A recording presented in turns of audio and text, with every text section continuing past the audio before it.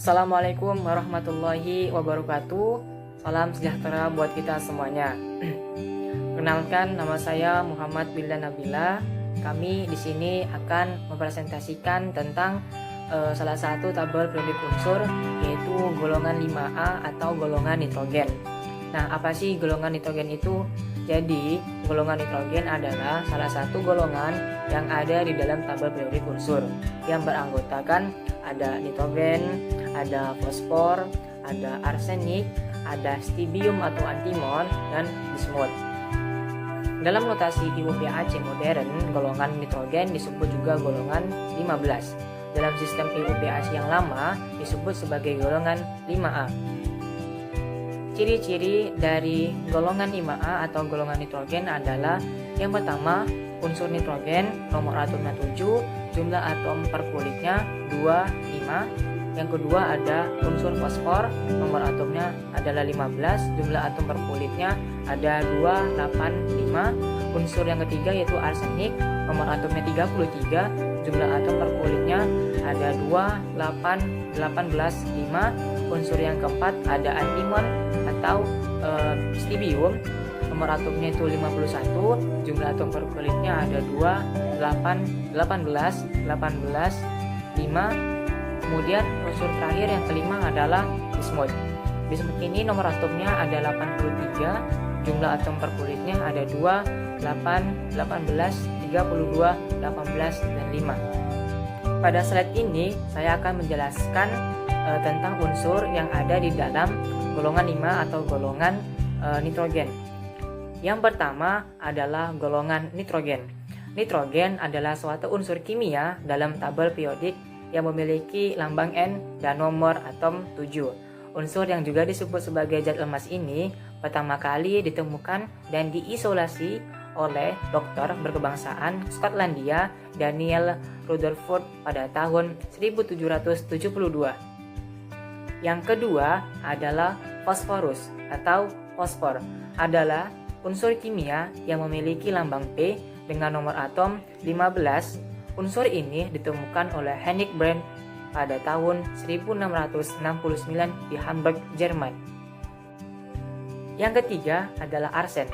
Arsenik atau arsenicum adalah unsur kimia dalam tabel periodik yang memiliki simbol As dan nomor atom 33. Unsur ini adalah bahan metaloid yang terkenal beracun. Albertus Magnus dipercaya sebagai orang pertama yang menemukan bagaimana mengisolasi elemen ini pada tahun 1250. Yang keempat adalah antimon. Antimon atau strontium adalah suatu unsur kimia dalam tabel periodik yang memiliki lambang Sb dan nomor atomnya 51. Lambangnya diambil dari bahasa Latin yaitu strontium. Yang kelima adalah bismut. Bismut adalah suatu unsur kimia dalam tabel periodik yang memiliki lambang Bi dan nomor atom 83. Pada awalnya terlihat sama dengan timah dan timbal. Claude Francois Geoffroy menunjukkan pada tahun 1753 bahwa logam ini berbeda dengan timbal. Terima kasih. Slide selanjutnya akan dijelaskan oleh rekan saya. Sebelumnya terima kasih kepada rekan saya Abil, dan perkenalkan nama saya Hamimah Nur Ain. Di sini saya akan menjelaskan terkandung dalam mineral apakah unsur-unsur tersebut. Yang pertama yaitu ada nitrogen. Nitrogen ini terdapat 25 ppm atau parts per million di kerak bumi, 5 ppm di tanah, 100-500 ppm pada air laut, dan 78% pada udara kering. Sebagian besar nitrogen adalah berupa gas nitrogen. Namun, juga terdapat mineral nitrat. Di tubuh manusia, nitrogen menyusun sekitar 2,5%. Selanjutnya ada fosfor. Kelimpahan fosfor adalah sekitar 0,1% di kerak bumi, yang membuatnya menjadi unsur yang paling melimpah ke-11. Ada sekitar 200 juta metrik ton fosfat di bumi. Lalu, yaitu ada arsen. Arsen hanya ada sekitar 1,5% ppm di kerak bumi. Hal itu menjadikannya unsur melimpah ke-53. Selanjutnya ada antimon atau yang sering kita sebut dengan stibium. Antimon hanya ada sekitar 0,2 ppm di kerak bumi. Hal itu menjadikannya unsur melimpah ke 63. Beberapa unsur antimon ditemukan pada deposit perak. Nah, yang terakhir yaitu bismut. Bismut berada di kerak bumi sekitar 48 ppm. Bismut merupakan unsur dengan kelimpahan ke-70. Bismut ditemukan dalam bentuk mineral bismutit dan juga dalam bentuk unsur pada biji sulfida. Selanjutnya yaitu sifat fisika dan kimia yang terdapat pada unsur-unsur golongan 5A. Yang pertama yaitu nitrogen, massa atom 14,0067 SMA, titik didihnya min 196 derajat Celcius, titik beku min 2100 derajat Celcius, gasnya tidak berwarna, mudah menguap, tidak reaktif, bersifat diamagnetik, elektron negatifnya paling tinggi dalam satu golongan, dapat bertindak sebagai zat pengoksidasi atau oksidasi dan zat pereduksi atau reduktor. Fosforus atau fosfor tidak berwarna, tapi biasanya berwarna merah, putih, ataupun kuning. Wujudnya padat, titik didihnya 277 derajat Celcius, titik leleh 44,2 derajat Celcius, massa jenis atau fosfor putih.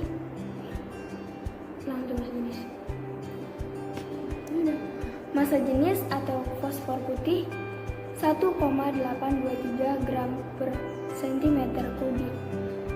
Fosfor putih bersifat reaktif, mudah terbakar di udara beracun, dan memancarkan cahaya. Adalah arsenik, yaitu fasenya solid atau padat, warnanya abu-abu perak, titik didihnya 615 derajat Celcius, titik leburnya 814 derajat Celcius, mudah menguap dan mudah terbakar pada suhu tinggi. Yang keempat yaitu stibium, fase solid atau wujudnya padat, titik didih 1860 derajat Celcius, titik lebur 903,78 derajat Celcius, kadar peleburan 19,79 kJ per mol, kadar penguapan 193,43 kJ per mol. Konfigurasi elektronnya yaitu Kr 4D pangkat 10, 5S pangkat 2, 5P pangkat 3. Warna putih keperakan, konduktor panas, dan seperti logam. Terakhir ada bismut. Bismut bersifat logam, volume atom 21,3 cm kubik per mol, massa atomnya 208,98 SMA, titik leburnya 271,5 derajat Celcius, titik didihnya 1564 derajat Celcius, metalik paling rendah, berwarna putih kemerahan, dan bersifat diamagnetik. Terima kasih. Slide selanjutnya akan dijelaskan oleh rekan saya.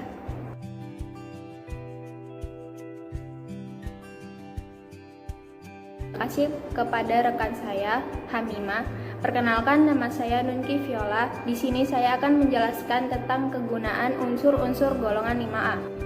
Yang pertama, nitrogen.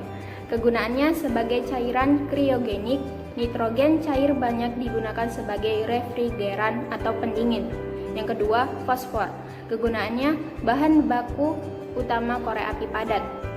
Yang ketiga, arsenik. Kegunaannya campuran pakan ayam, pestisida, deterjen. Yang keempat, stibium, yang berupa alloy campuran logam, digunakan membuat peluru. Yang kelima, bismut. Kegunaannya sebagai bahan lapisan keramik. Slide selanjutnya adalah bahaya yang terdapat pada unsur-unsur golongan 5A. 1. Kelebihan nitrogen di perairan menyebabkan berkurangnya kadar oksigen dalam air sehingga menyebabkan kepunahan kehidupan di perairan. Yang kedua, N2O mencapai stratosfer, ia membantu merusak lapisan ozon.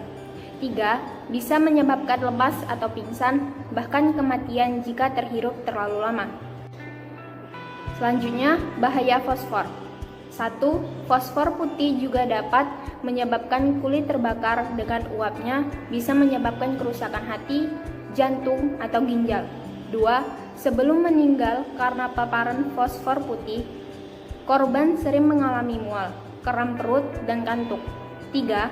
Fosfor putih sangat beracun dan dalam banyak kasus paparan akan berakibat fatal. Bahaya arsenik. 1. Meningkatkan risiko terkena kanker paru-paru, kanker hati, kanker kulit, kanker kandung kemih, dan kanker prostat. 2. Pada ibu hamil, keracunan arsenik dapat menyebabkan bayi yang dikandungnya meninggal atau lahir dalam keadaan cacat. 3. Paparan racun arsenik dapat mengganggu sistem endokrin. Selanjutnya, bahaya stibium. 1. Dapat menyebabkan sakit kepala, depresi, maupun kematian. Yang kedua, zat ini juga dapat menyebabkan mutasi, pembentukan kanker, dan kecacatan pada janin yang sedang dikandung. Yang terakhir, bahaya bismut. 1. Jika terhirup, menyebabkan iritasi pernapasan, dapat menyebabkan bau nafas dan radang gusi. Yang kedua, jika tertelan, dapat menyebabkan anemia, garis hitam pada gusi, mual, kehilangan nafsu makan, berat badan, dan diare. Selanjutnya, terdapat dari proses apakah unsur-unsur tersebut. Yang pertama, nitrogen. Nitrogen dapat dibuat dengan destilasi fraksional udara. Nitrogen juga dapat diproduksi skala besar dengan cara membakar hidrokarbon atau hidrogen di udara. Pada skala yang lebih kecil, nitrogen dibuat dengan memanaskan barium azida. Yang kedua, fosfor. Ada dua cara untuk membuat fosfor. Yang pertama adalah dengan mencampur batuan fosfat yang telah dihancurkan dengan asam sulfat atau asam fosfat, membentuk kalsium hidrogen fosfat. Cara yang lain adalah mereduksi fosfat dengan karbon pada tungku elektrik. Yang ketiga, pembuatan arsen. Arsen paling banyak dihasilkan di Swedia. Sebagian besar arsen dibuat dengan cara memanaskan mineral arsenopirit dengan adanya udara. Peristiwa tersebut akan membentuk As4O6, yang mana arsen dapat diekstraksi melalui reduksi karbon. Namun demikian, hal ini juga memungkinkan untuk membuat arsen dengan memanaskan arsenopirit pada suhu 650 derajat Celcius hingga 700 derajat Celcius tanpa oksigen. Yang keempat, pembuatan antimon. Dengan biji sulfida, metode pembuatan antimon tergantung pada jumlah antimon pada biji mentah. Jika biji mengandung antimon 25% hingga 45% B per B, antimon kotor dapat menghasilkan dengan meleburkan biji pada tungku hembus. Jika biji mengandung antimon sebanyak 45 hingga 60 B per B, antimon menghasilkan dengan cara memanaskan biji atau dikenal dengan likuidasi. Biji dengan kandungan antimon 60 B per B secara kimia dapat digantikan dengan besi cair dengan hasil logam tak murni. Jika biji oksidasi antimon mengandung antimon kurang dari 30 B per B, direduksi dengan tungku hembus atau blast furnace. Jika biji mengandung antimon mendekati 50 B per B, biji direduksi dengan tungku gema atau reverberatory furnace. Biji antimon dengan campuran sulfida